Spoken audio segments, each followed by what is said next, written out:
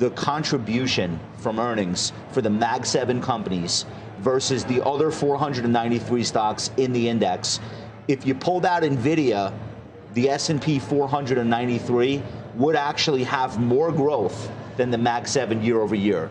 Thing is, we can't pull out NVIDIA. But the reason I end with that point is I don't want to give people the impression just because tech earnings are the most important that that's all we're watching. The 493 are going to pull their weight this time around, and the expectations for the 493 have actually been going up. 15.9% is the expectation for that side of the market, which is obviously extremely healthy.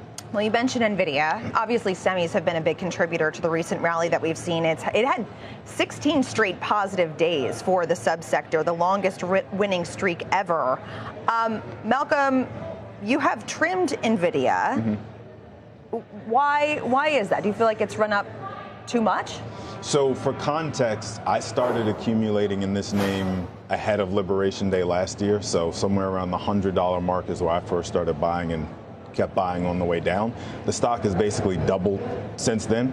And so back in February, I trimmed 25%. Literally this morning, I just trimmed another 25%. This is more about risk management than anything else. It's not necessarily me trying to call the top.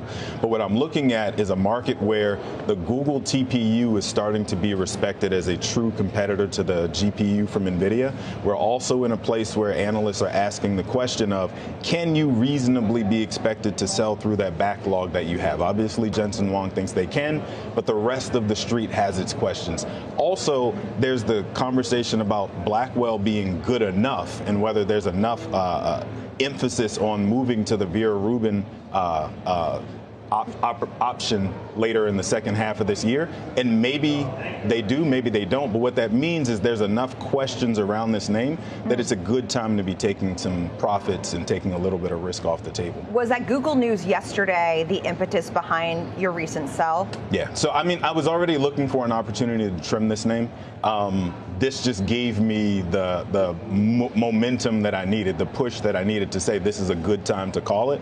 So I think now it's right-sized a little bit better. It got over its skis and was kind of jockeying to be my number one holding and not intentionally at all. It was just the way that it had run up. And so again, it looks like a great time to be taking some chips off the table. And as the guy who hosts the 6 o'clock show on this network every single night loves to remind viewers, nobody ever went broke taking a profit, right?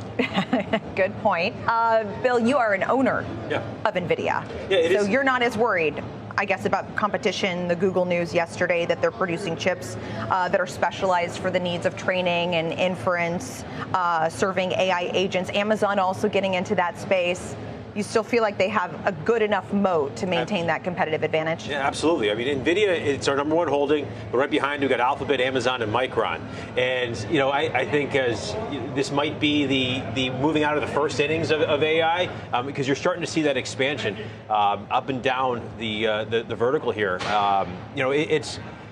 NVIDIA I find it more in a value space right here. I mean, where it is on a multiple, the low 20s. I mean, there is some technical resistance that it's trading up to. There's about 206 is going to be a big level. But of those names you just mentioned, Alphabet and Amazon, and NVIDIA, they're all really kind of lurking right below their record highs right now.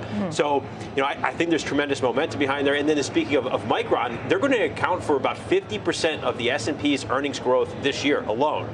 So it is you don't have to just own NVIDIA. There's a lot of names within the space to take a look at, and it's how you look to piece that together. And you bought some ARM as well. Yeah, I mean, have you seen the CPU move? Oh, just this week, Intel started to, over 2 weeks ago, Intel's been up about 50%. I think they reported after the bell. AMD then broke out. Now ARM broke out. Now ARM is known for powering smartphones. They cover about 99% of that market, and they did move into the CPU recently, and that's an announcement. They have a deal with Meta. There's a lot to remain to be seen there, but ARM is following the narrative, and it is continuing to break out above $200 here today. So we got our toes in.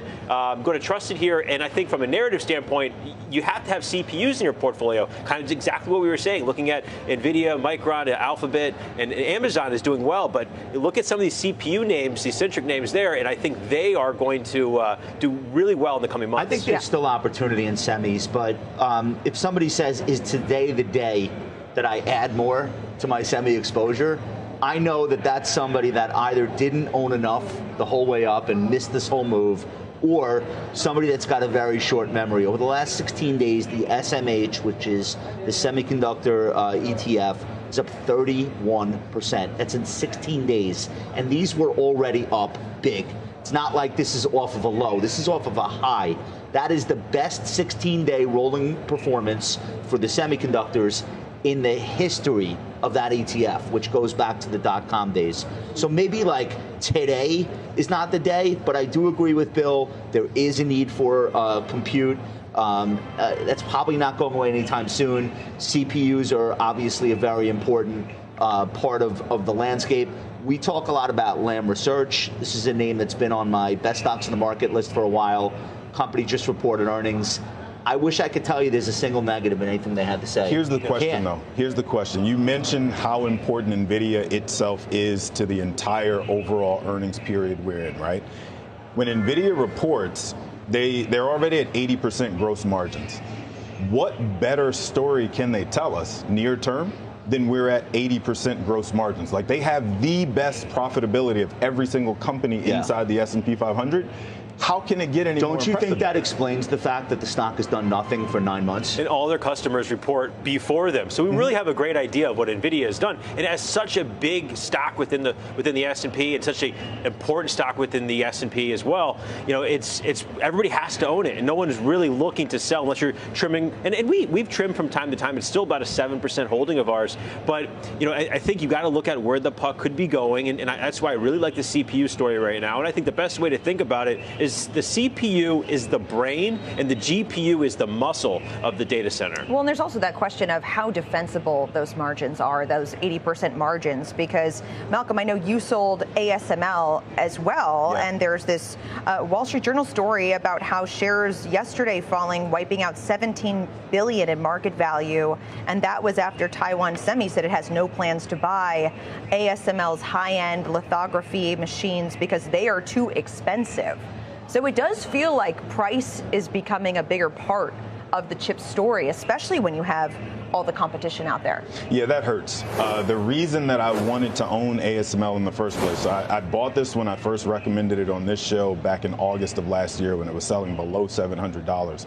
And it was because it had basically been left for dead. Basically, the word on the street was the growth opportunity is no longer in this name. It's reached the growth ceiling. And I think this could be the beginning of that sentiment creeping back in again.